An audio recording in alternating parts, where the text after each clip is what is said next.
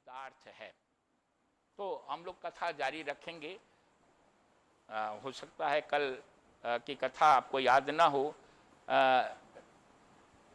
राजा सूरथ और वैश्य समाधि ये दोनों जंगल में मिलते हैं। राजा सूरथ जो हैं जंगल में इसलिए आए, थोड़ा सा याद दिलाने के लिए, कि वो समस्त सृष्टि के राजा थे, संसार के राजा थे, लेकिन उनको दुश्मनों ने पराजित कर दिया और बाद में वो केवल अपने राजधानी तक सीमित हो गए। वहाँ भी दुश्मन आ गए और उस राजधानी से भी निकाल दिया। तो वो जो हैं वन में लोगों से कहा कि मैं शिकार के लिए जा रहा हूँ, और वो डर करके या चिंतित होकर के, दुखी होकर के निकाल दिया गया। शत्रुओं से पराजित हो गए तो जंगल में आ गए। मेधा ऋषि का आश्रम वहाँ था, मेधा ऋषि के आश्रम में आ गए। उसी तरह से एक बिजनेसमैन, समाधि नामक बिजनेसमैन, वो बहुत धनिक कुल में पैदा हुआ था और उसके परिवार वालों ने, बाल बच्चों ने, पुत्र ने, पुत्रियों ने, उसके परिवार के लोगों ने सारे धन उससे इकट्ठे हो उसके ले लिए और छीन लिया उससे, और उस धनी समाधि वैश्य को घर से निकाल दिया। वो भी दुखी होकर के संजोग से घूमते हुए उसी जंगल में पहुंचा, मेधा ऋषि के आश्रम के पास दोनों के मिले। ये सब चर्चा आपको हमने बताई थी। और सूरथ राजा का क्या अर्थ है और समाधि वैश्य का क्या अर्थ है, ये सब चर्चा हो चुकी है। अब ये दोनों मिलते हैं और वहाँ दोनों मिलने के बाद दोनों एक दूसरे को अपनी अपनी व्यथा सुनाते हैं। समाधि व्यथ कहता है कि हमारे घर वालों ने हमको, मेरा सारा धन छीन के हटा दी, मेरे से ले लिया। और राजा सूरथ कहते हैं कि हमारे मंत्री सेनापतियों ने हमें धोखा दे दिया और उससे वो शत्रुओं के साथ मिल गए और शत्रु हमें पराजित कर दिया, इसलिए मैं अब जंगल में आया हुआ हूं। और इसलिए राजा सूरथ जो हैं वो जीवात्मा के प्रतीक हैं और समाधि जो है वो आपके शुद्ध चित्त का प्रतीक है, जहां पर समाधि का अनुभव होता है। जीवात्मा को मुक्ति प्राप्त करने के लिए समाधि से मित्रता करने की जरूरत होती है। उसे समाधि का अभ्यास करना पड़ता है, यानी समाधि की। लेकिन इस जीव यानी सूरथ और समाधि यानी समाधि प्राप्त करने की जो स्थिति है, उस दोनों के लिए बहुत समस्याएं हैं। जीव की भी अपनी समस्या है, राजा सूरथ की, और समाधि वैश्य की भी अपनी समस्या है।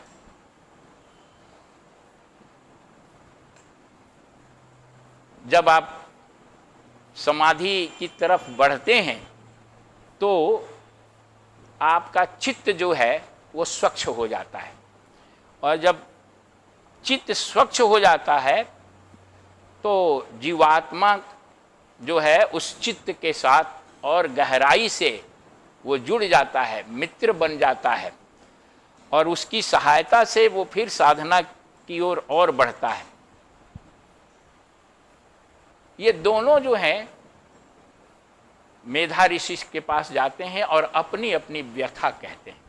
यानी जीव और समाधि दोनों अंतः प्रज्ञा, मेधा ऋषि जो हैं वो इंट्यूटिव नॉलेज, उसको आप गुरु समझ लीजिए, जिनको आत्मज्ञान प्राप्त है, वो गुरु के पास जाके अपनी समस्या बताते हैं कि हम दोनों चिंतित हैं। और चिंता कैसी, ये देखिए, चिंता ये नहीं, चिंता ये है राजा की कि राज मेरा चला गया, मंत्री और हमारे सेनापतियों ने हमें धोखा दे दिया, लेकिन मैं यहाँ पर भी जंगल में भी अपने राज्य के बारे में ही सोच रहा हूँ, और मैं ये सोच रहा हूँ, चिंतित हूँ कि मेरी प्रजा क्या खाती होगी, हमारे मंत्री लोग कैसे रहते होंगे, हमारे सेनापति, सेना का क्या हाल हुआ होगा, हम इस चिंता में, जबकि हम सेना से भी ठगे गए हैं, मंत्रियों से ठगे गए हैं, और प्रजा तो अब दूसरे के अधीन हो गई है, अब मेरा तो राजधानी भी नहीं रही, मेरा तो राज्य ही नहीं रहा, लेकिन मैं यहाँ उसके लिए चिंतित हूँ। उसी प्रकार से समाधि वैसे कहता है मेधा ऋषि से कि जिन लोगों ने हमें घर से निकाल दिया, जिन लोगों ने हमें हमारा धन छीन लिया, जो अपने थे, जिस पर हमारा विश्वास था, जिस पर हम भरोसा किए हुए थे, ये देख लीजिए, ये हमारे आपके जीवन की कहानी है, ये किसी दूसरे के जीवन की कहानी नहीं है। और ऐन मौके पर जिनके जिनके ऊपर भरोसा मैंने किया था, वो सारे लोग हमें जो है निकाल दिए और हमें छीन लिया, लेकिन मेरी चिंता उन्हीं के लिए है। मैं उनके द्वारा खेदा गया हूँ, निकाला गया हूँ। मैं सोच रहा हूँ कि मेरे बेटे कैसे होंगे, मेरी पत्नी कैसी होगी, पोता कैसा होगा, वो लोग कैसे जी रहे होंगे, जबकि वो लोगों ने हमें निकाल दिया है, हमारा धन भी छीन लिया है। ये देखिए कैसी विडंबना है। अब वो पूछते हैं कि ऐसा क्यों है, ऋषि से पूछ रहे हैं दोनों कि दुखी तो हम उन लोगों से हैं और चिंता भी उन्हीं लोगों की कर रहे हैं। इस पर मेधा ऋषि उनको कहते हैं कि ये सब महामाया के कारण है। वो महामाया जो हमारे मन को भ्रमित कर देती हैं, हमें जो है वो सही क्या है गलत क्या है इसको सोचने के लिए जो है हमें वो बुद्धि हमारी ठीक नहीं रखती, हमारी बुद्धि को भ्रमित कर देती है। और उस महामाया के कारण आप लोग इस स्थिति में हैं। फिर वो पूछते हैं लोग कि वो महामाया कौन है, कैसी हैं, कैसे उत्पन्न होती हैं, और वो उनका प्रभाव क्या है, उनकी महिमा क्या है, उनकी प्रसन्नता हम कैसे हासिल कर सकते हैं, ये प्रश्न राजा पूछते हैं।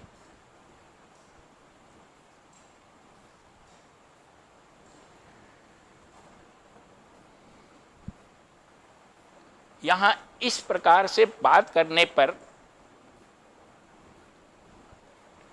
कुछ गहरी बात का जानकारी अभी आपको होनी चाहिए, वो यहाँ देना जरूरी है। इस सृष्टि में एक प्लान है। प्लान ये है कि सारे जीवात्माओं को, सारे जीव को, जिसमें सारे लोग समाहित हैं, उन सारे जीवात्माओं को आत्म साक्षात्कार की ओर अग्रसर कराना है। जो कुछ भी हो रहा है या हम लोग जो कुछ भी कर रहे हैं, अच्छा या बुरा, कोई सत्संग कर रहा है, साधना कर रहा है, और कोई चोरी कर रहा है या कुकर्म कर रहा है, कोई भी जीव कुछ भी जो कर रहा है, ये सब उस महामाया की प्रेरणा से कर रहा है। उस महामाया का उद्देश्य ये है कि हर जीव, ये बारीक बात है, इसको समझना है, हर जीव जो है वो आत्मज्ञान की तरफ अग्रसर हो। जो कुकर्म कर रहा है वो भी आत्मज्ञान की तरफ अग्रसर करने के लिए महामाया उसे उस काम में डालती है। उसकी जो उन्नति है, विकास है, वो हो सकता है कि जेल जाने में हो, पुलिस से दंडित होने में हो, या बहुत तकलीफ सहने में हो। उद्देश्य ये है कि व्यक्ति के अंदर विभिन्न प्रकार की चुनौती या समस्या उसके जीवन में दे करके प्रकृति या परमात्मा जीव के अंदर वैराग्य और विवेक भरने का कोशिश करता है। अभी हमारे एक बहुत मित्र जो हैं, उनको मैंने सूचना दी कि शाम को यहाँ सत्संग होगा, तो उन्होंने अपनी कठिनाई बताई कि ये कठिनाई है, कुछ पारिवारिक कठिनाई है, उस कारण से वो नहीं आए। अब उसको मैं इस आधार पर देखना चाहता हूँ। परिवार के हेड होने के कारण व्यवहारिक रूप से उस समस्या का समाधान के लिए उन्हें अपने घर पर रहना जरूरी है, रह रहे हैं। और इस दिशा में, इस सत्संग में नहीं आ सके। ये महामाया का प्रभाव है। कहीं न कहीं दिमाग में ये बात हो रही है कि मेरे रहने से शायद ये समस्या नहीं होगी, लेकिन ऐसी बात नहीं है। समस्या देने के पीछे परमात्मा का उद्देश्य ये था कि उनके मन में या किसी के भी मन में जो समस्या से संघर्ष कर रहा है, समस्या का समाधान करे, लेकिन उसके साथ साथ अपने मन में वैराग्य भी लाए, विरक्ति लाए, अनासक्ति लाए, मोह को कम करे। हम मोह बस वहां बैठे हुए हैं कि कोई अनहोनी ना हो जाए। हमारे रहते भी अनहोनी हो सकती है, हमारे रहते ही कुछ भी हो सकता है। घर में हमारे रहते लोगों का मृत्यु होता है, चोरी डकैती होती है, लोग में घटनाएं दुर्घटनाएं होती हैं, लेकिन हमें लगता है। इसलिए ये इस बात को जानना चाहिए कि समस्त सृष्टि का एक जो प्लान है वो ये है कि आपके अंदर आपको दुख दिया जाता है, आपको पीड़ा दी जाती है, आपकी समस्याएं आती हैं, आपके सामने चुनौतियां आती हैं। उन सब के पीछे देवी का यही मकसद है कि आप जो हैं विवेक और वैराग्य की तरफ बढ़ें, समाधि की तरफ बढ़ें। अब अगर आप विवेक वैराग्य की तरफ बढ़ेंगे तो आपकी चित्त शुद्धि होगी और आप सत्य को अधिक अच्छी तरह से समझ सकते हैं। और यदि आप ये समझेंगे कि हमारे रहने से ठीक हो जाएगा, हम ही इसको ठीक कर सकते हैं, और मोहग्रस्त हो जाएंगे, तो आप अपने लिए और अधिक दुख जो है बढ़ाएंगे। तो परमात्मा और कड़ा दुख देगा कि कभी न कभी आप जरूर विवेक वैराग्य से आपके अंदर ये विवेक वैराग्य का प्रकाश जगे। ये तब तक चलता रहेगा जब तक कि आप जग करके सद रास्ते पर आप नहीं आए। लेकिन ये जो दुर्गा देवी हैं, वो दोनों प्रकार की शक्तियां वही हैं। वो विद्या माया भी हैं और अविद्या माया भी हैं। हमारे अंदर जब ज्ञान का प्रकाश होता है वो विद्या माया के कारण होता है, यानी महामाया देवी दुर्गा जब हमें क्योंकि कृपा प्राप्त होती है तो हम ज्ञान की तरफ बढ़ते हैं। और हम अगर अज्ञान की तरफ भी बढ़ रहे हैं, अंधकार की तरफ भी बढ़ रहे हैं, तो वो उस दुर्गा देवी अविद्या माया के प्रभाव के कारण बढ़ रहे हैं। उसमें भी उसका कल्याण छुपा है। हो सकता है बाद में हम फिर विद्या माया। तो ये जानना चाहिए कि अविद्या माया और विद्या माया दोनों परमात्मा की ही शक्ति है। भक्ति के अंदर हमेशा ये द्वंद्व बना रहता है कि विषय मार्ग पर चलें, माया की तरफ चलें, विद्या माया की तरफ चलें कि अविद्या माया की तरफ चलें। परमात्मा से, दुर्गा से यही प्रार्थना करनी चाहिए कि हे देवी, हे ईश्वर, हमें आप विद्या माया की तरफ ले चलिए। अविद्या माया की तरफ लेने में हमें पीड़ा होगी। जितनी गहरी अविद्या होगी उतनी ही गहरी पीड़ा होगी। इस बात को ईश्वर की कृपा से समझने की जरूरत है। ईश्वर की कृपा होती है तभी हम समझते हैं। तो ये प्रार्थना करनी चाहिए कि चाकू अगर बनना है तो डॉक्टर या सर्जन की हाथ की चाकू बने, कि जिससे ऑपरेशन करके किसी का दुख दूर किया जा सकता है।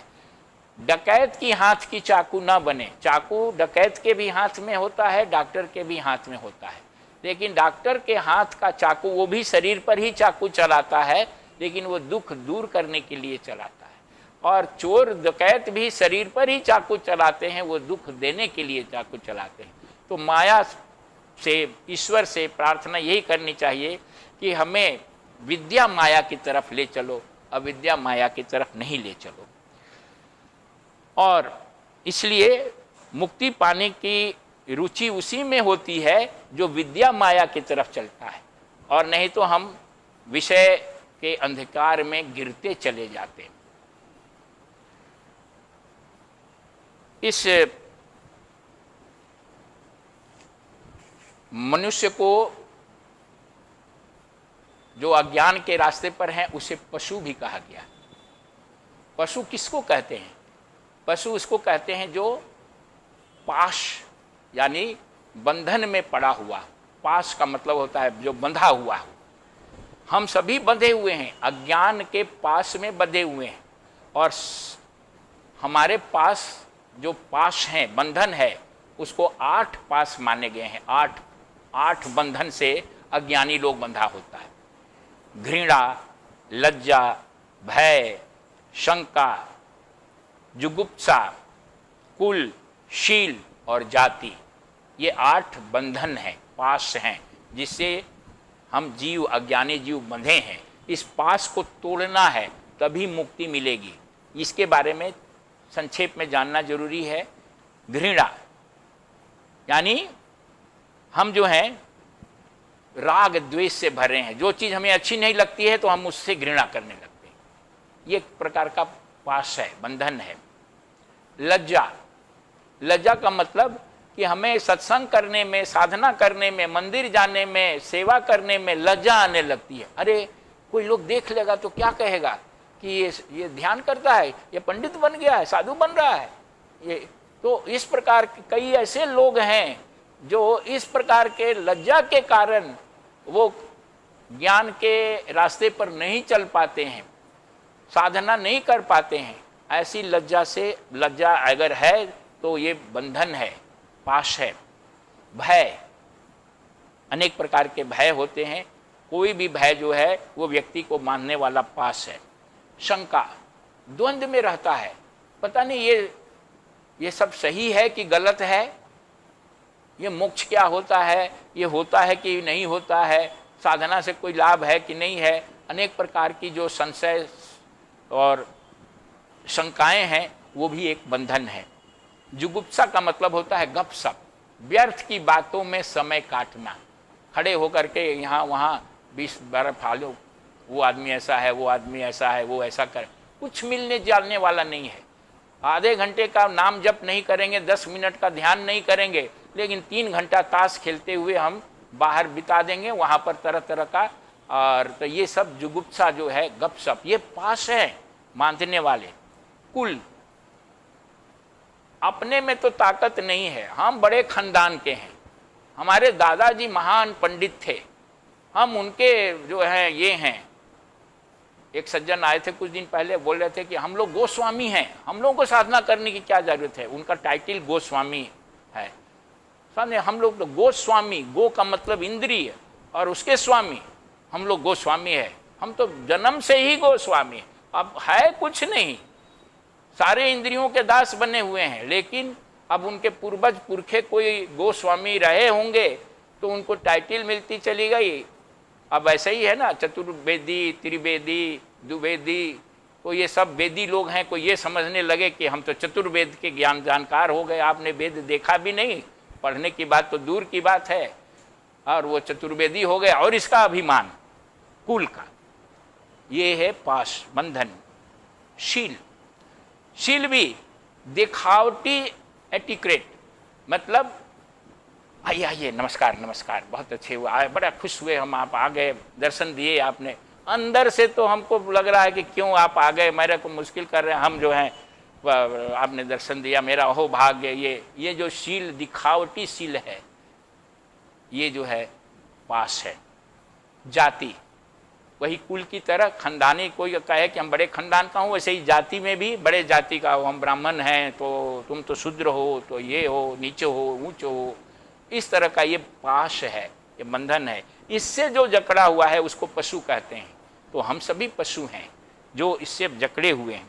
तो मेधा ऋषि कहते हैं कि मैं उस देवी के बारे में आपको बताऊंगा और वो लगने के क्रम में बता रहे हैं कि प्रलय काल में जब ब्रह्मा जी विष्णु की नाभि से प्रकट हुए और चारों तरफ पानी था, तो वहाँ विष्णु भगवान जो हैं वो योग निद्रा में सोए हुए थे।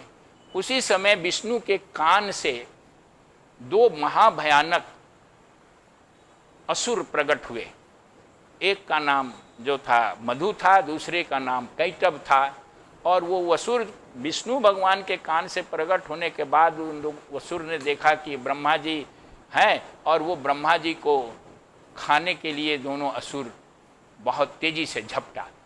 और उन तेजी से झपटने के साथ ही ब्रह्मा जी को बहुत ही भय हो गया, और उस भय के कारण उनको कोई सहारा नहीं, सहायता करने वाला दिखाई नहीं पड़ रहा था। तो वो माता को पुकारने लगे, जगत जननी को पुकारने लगे, जगत जननी की स्तुति करने लगे।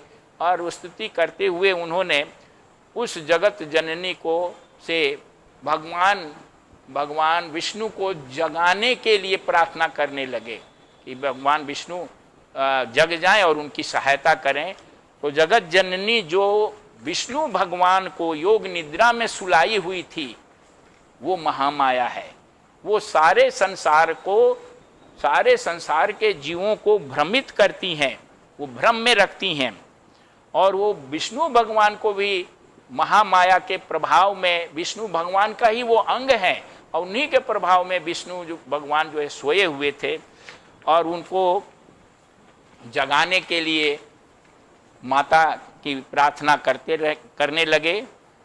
और महामाया देवी जो हैं वो सबके चित्त को, वही बता रहे हैं मेधा ऋषि कि वो जो भगवान को जो सुलाए हुए हैं योग निद्रा में, वही सारी सृष्टि को मोह के, अज्ञान के प्रभाव में डालती हैं। और उसी के कारण आप लोग जो हैं, जो सोच रहे हैं कि हम अपने ऐसे लोगों को क्यों हम याद कर रहे हैं, चिंतित हैं, जो हमें घर से निकाल दिए, तो वो उस महामाया के प्रभाव से है।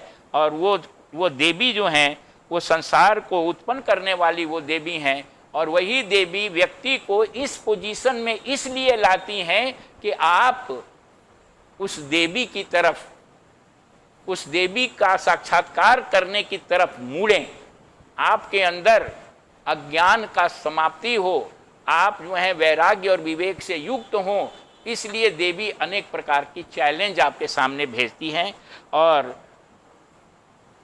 वो महामाया जो हैं आपको आत्मज्ञान कराने के लिए इस पोजीशन में डालती हैं। और उसके बाद जो है ऋषि बताते हैं कि वो देवी जो है नित्य स्वरूपा है, वही सर्वत्र व्याप्त हैं, कण-कण में हैं, वही सब कुछ हैं। यानी परमात्मा का जो रूप है वो देवी के बारे में बताते हैं। और परमात्मा का साक्षात्कार करने का वो रास्ता भी बताते हैं। और वो कहते हैं कि जब जब संसार में कठिनाई होती है या व्यक्ति के अंदर कोई समस्या आती है, तब तब व्यक्ति, जैसे ब्रह्मा जी देवी को आह्वान कर रहे हैं, उसी तरह से जीव भी देवी को आह्वान करे तो देवी उपस्थित होकर के, यानी किसी प्रकार से प्रकट होकर के उसके कष्ट को दूर करती। और आप देखेंगे कि संसार में जब भी महासंकट आए हैं, तब भी परमात्मा का अवतार हुआ है। और वो परमात्मा का अवतार उस संकट से पूरे संसार को बचाया है। यह यदा यदा ही धर्मस्य ग्लानिर्भवति भारत। तो जब जब धर्म का ह्रास होता है, तब तब जो है ईश्वर प्रकट होते हैं। जैसे एक जगह कहीं हवा का दबाव कम हो जाता है, तो दूसरी जगह जहाँ हवा का दबाव ज़्यादा है, वहाँ से आंधी बन करके हवा जो है कम दबाव की तरफ दौड़ती है और फिर समान दबाव करती है। उसी प्रकार से व्यक्ति के चित्त में भी, हर व्यक्ति के चित्त में भी, जब आपको अंदर से वैराग्य उत्पन्न होगा और आप दुख में रहेंगे तो आपके अंदर ज्ञान के रूप में देवी का अवतरण होगा और आपका चित्त समान हो जाएगा। इसलिए जीव में भी और समाज में भी प्रत्येक जीव जो है वास्तव में ब्रह्म है, अवतार है। उसके अंदर ही परमात्मा का अवतार होता है और समाज में भी अवतार होता है।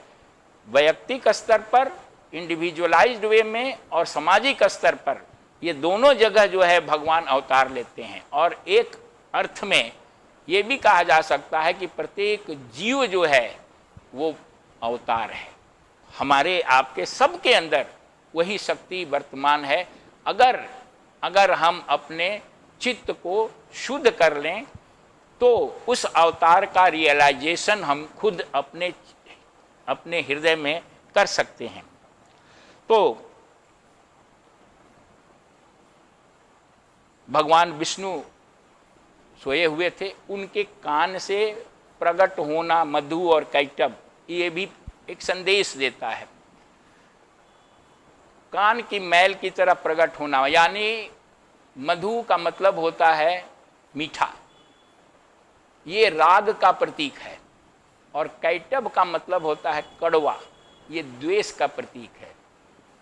कान से प्रकट होने का मतलब, अगर हम ठीक ढंग से सुनने की कला नहीं जानते हैं, अगर कान में श्रवण में विकृति आ जाती है, गंदगी आ जाती है, तो हमारे अंदर, सबके अंदर राग और द्वेष के रूप में ये दो मधु और कैटभ नामक असुर पैदा हो जाते हैं। और राग और द्वेष ब्रह्मा को खाने के लिए, यानी मधु और कैटभ जो है राक्षस, ये राग और द्वेष रूपी राक्षस हमारे दुख का कारण, हमें निगलने का कारण, हम राग के कारण दुखी होते हैं और द्वेष के कारण दुखी होते हैं। राग के कारण बच्चे से हमें प्रेम है, बच्चा शराबी हो गया।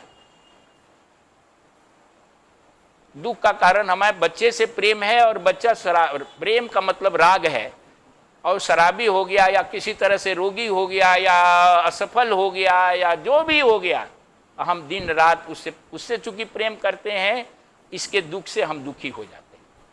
और हमारा पड़ोसी हमारा दुश्मन बन गया या कोई और दुश्मन बन गया, हम उससे द्वेष करने लगते हैं तो उससे भी दुखी हो जाते हैं।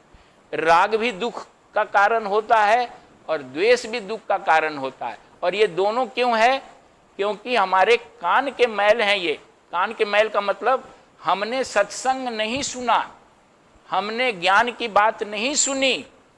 हम अगर ज्ञान की बात सुनते और सही ढंग से सुनते तो ये राग द्वेष पैदा नहीं होता और हम दुखी नहीं होते। तो आज जो कथा है वो, आज हम कथा को इसी जगह अंत करेंगे। अगले दिन की कथा कल किया जाएगा। ब्रह्मा जी ने जो स्तुति की है, उस स्तुति के बारे में आपको कल इसकी चर्चा करेंगे।